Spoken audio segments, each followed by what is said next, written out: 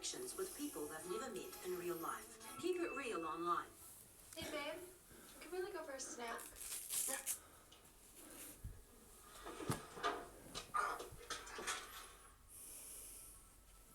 Get in the bowl. You get in the ball. M&M's, always fun. At Rosine, a little test pot can go a long way to helping you choose a colour scheme.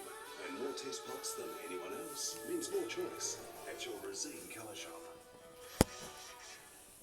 Join ANZ with an everyday account and you could win $5,000. Save it for a rainy day or splash out.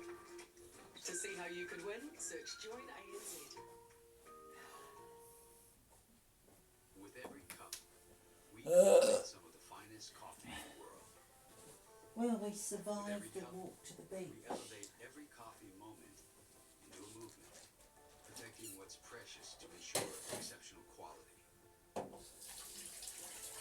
new beginnings, creating infinite possibilities. Because with every cup, precious coffee preserves the beauty of our world. Nespresso. What else? The new Samsung Galaxy S21 series fills with both directions at I've the never same flown. time, which means it has eyes in the back of Nope, its it head. doesn't.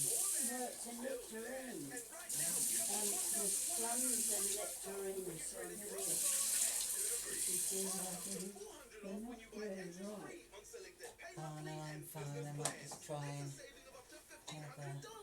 Sound fair? Let's coffee. chat. 2 degrees. Oh, can I have a banana? Yes, sure.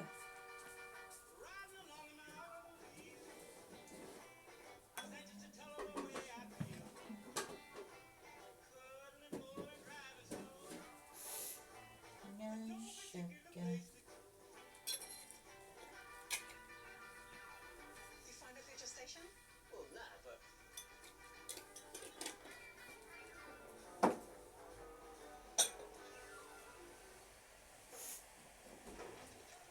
If you're looking for the right home loan rate, you've just found one. Because right now, Bank of New Zealand has this fantastic rate, which could be well worth switching for. Talk to Bank of New Zealand today. This break was not an isolated incident. From those who covered up the crime, I just realized this is going to go on forever. to those who exposed the scandal, And he kept telling me, do not let them take this story away from you. How high up in the White House does it go? get in and get those files. Read, golden juice, any feet. tonight, Watergate, crime, Where messing ourselves up shows in many ways. It shows in the racial hatred in this country. It shows in the fact that at this very moment, 500,000 of our friends and our brothers are killing and dying in a jungle 10,000 miles away. And it shows in those cards we all carry in our pockets. Well, I'm finished. I'm a free man today. By 1968, colleges were kind of the frontline place where much of the protest of this period plays out. You saw the creation of SDS, Students for a Democratic Society, which organized activists college campus by college campus. In the spring of 1968, I found myself the chairman of the Columbia chapter of Students for Democratic Society. We are interested in Columbia. We would like to change it. We would like to make it free of these racist elements. The central issue was Columbia expanding into black neighborhoods and destroying them to build more of Columbia. Also, Columbia was involved in secret research for war strategies. We felt that it was our duty to stop it. The war research was symbolic of the war itself. The expansion to Harlem we called institutional racism.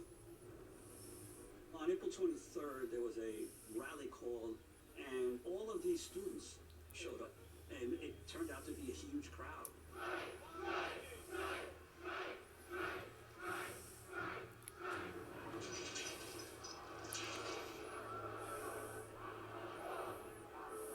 We became kind of like a spontaneous mob, and we wound up occupying the main classroom building.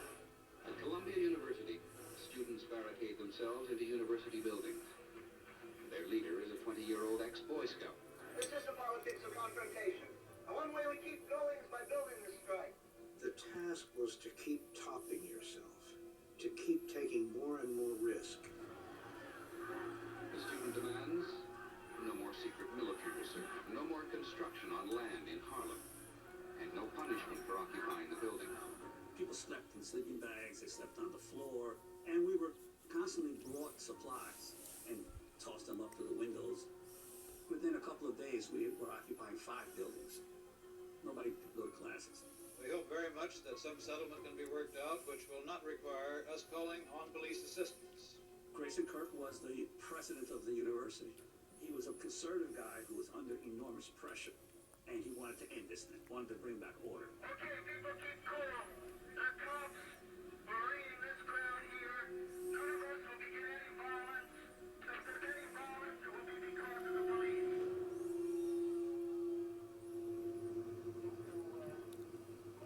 Gentlemen, show them the sidewalk on the building. President Grayson Kirk makes what he calls a painful decision and invites in the police. The police came in on some kind of rampage.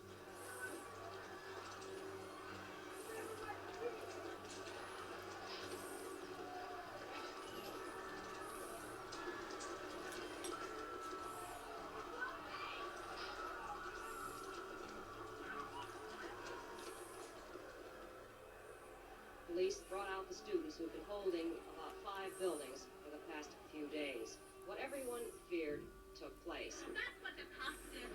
We stood in front of Low Library with our arms locked, faculty and students singing "We Shall Overcome, We Shall Not Be Moved." You look like you've got a little blood on your face. What happened? Yeah, I think I was hit with a club, which started bleeding. The policeman grabbed him by the neck and smashed his face into the chair. I could never again trust this administration. I could never again trust them.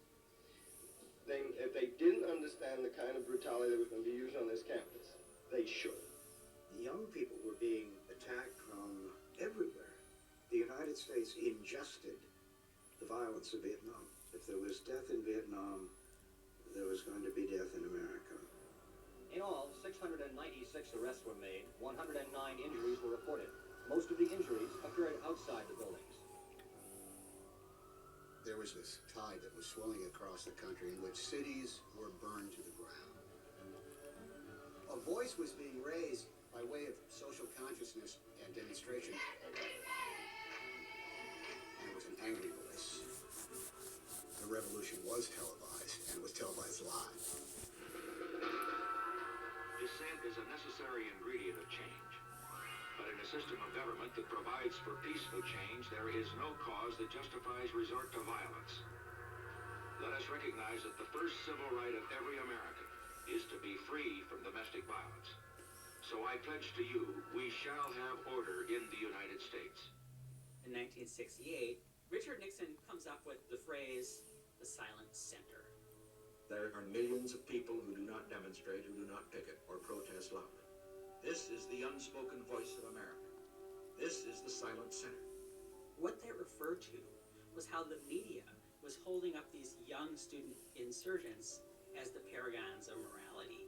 And Richard Nixon understood, as no one else did, that that made the people who were working hard and playing by the rules behind their white picket fences feel silenced.